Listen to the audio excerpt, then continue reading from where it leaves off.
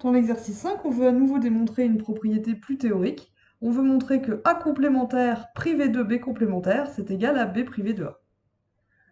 Donc on peut le faire de plusieurs façons.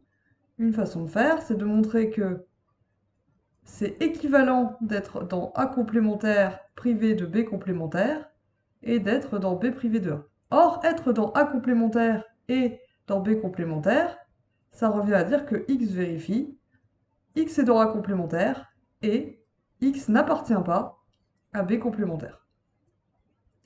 Or, X n'appartient pas à B complémentaire, ça revient à dire que X appartient à B complémentaire complémentaire, et ça, vous savez, ça fait partie des lois du complémentaire dont on a parlé à l'exercice 6 du TD précédent, que ça revient à dire que X est dans B. B complémentaire complémentaire égale B.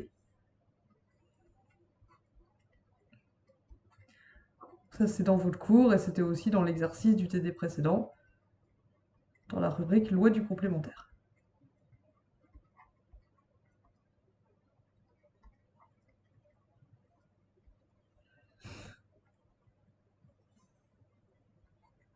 Mais ça revient à dire que X appartient à B et X appartient à A complémentaire.